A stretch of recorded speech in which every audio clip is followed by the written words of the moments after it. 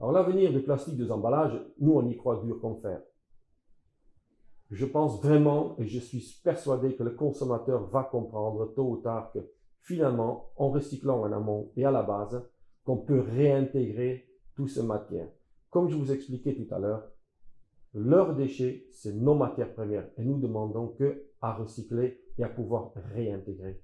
Nous, on y croit dur comme fer que le plastique a son avenir pour la planète et pour tout le monde.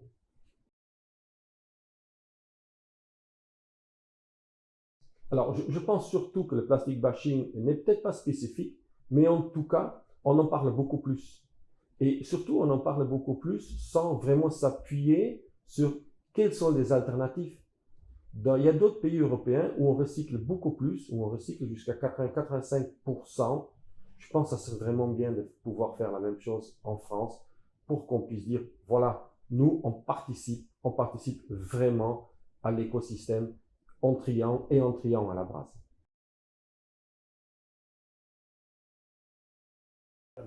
Alors, le futur challenge à venir, c'est avoir les installations justement pour encore réintégrer plus de recyclés. C'est d'être prêt pour que, au cas où que demain on recycle plus à la base, la matière sera plus, il y a plus de matière présente sur le marché qu'on pourra réintégrer jusqu'à 100% de recyclés. Pourquoi pas? Mais pour cela, il faut être techniquement et industriellement, il faut être prêt.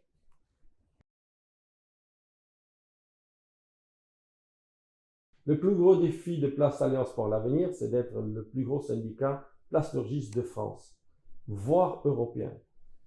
Il est très important pour nous de pouvoir discuter avec nos adhérents sur l'économie circulaire, de dire la vérité, de ne pas avoir un double langage et de leur montrer la vérité qui existe aujourd'hui en Europe et les capacités que nous avons de discuter à travers de tout ce qui est possible pour le recyclage.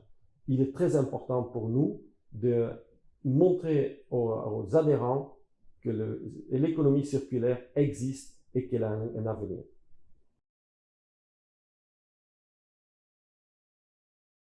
On parle d'Europe aujourd'hui, mais malencontreusement, on voit tous les jours que l'Europe n'est fait que sur papier. On pourrait prendre les bons exemples chez les voisins pour mettre en place la même chose en France. C'est ce que j'expliquais tout à l'heure.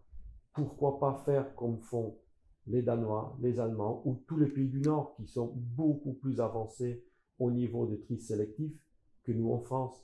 Je pense vraiment qu'il faut prendre les bons exemples parce qu'ils existent, on pourrait les utiliser et ça peut faire fonctionner notre industrie. On a besoin de l'industrie en France. On a besoin de faire vivre nos familles. On a besoin de créer. La France est un pays de créateurs et aujourd'hui, il faut vraiment qu'on remette ça en place quand même.